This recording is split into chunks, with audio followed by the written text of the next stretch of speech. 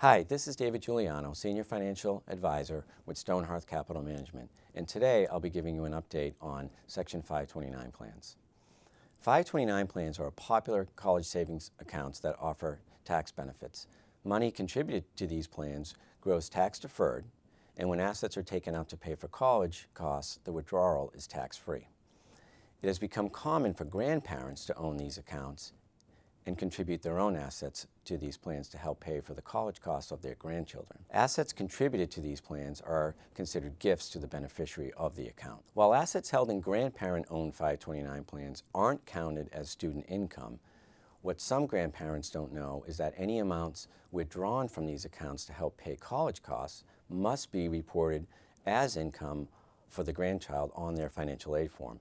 And that added income can have a negative influence on financial aid calculations since the formula counts student income at 50%. That means if grandparents withdraw $6,000 to help with college costs, for example, they could reduce the grandchild's eligibility for next year's student aid by $3,000. That's a considerable drawback, especially if the child could otherwise qualify for aid based on their parents' income.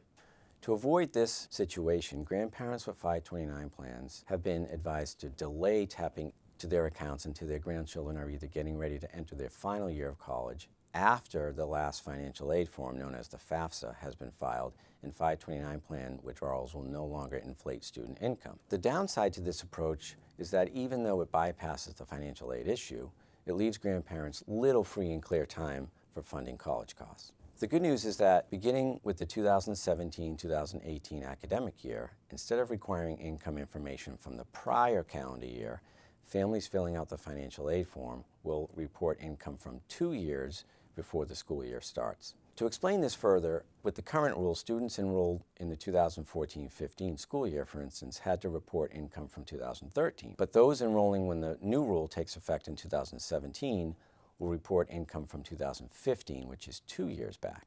Why is this important? Because counting income from a prior year lets the grandparents start paying for college expenses from their 529 plans in the year in which the grandchild becomes a junior rather than a senior, without jeopardizing financial aid opportunities. And because the calendar year of a student's junior year in school almost always includes the second semester of their sophomore year as well, grandparents will soon be able to finance 2.5 years of their grandchild's 4-year college expenses with no impact on their financial aid. With this recent change to the federal financial aid rules, grandparents have an extra year to be generous, and grandchildren have an extra year to benefit from that.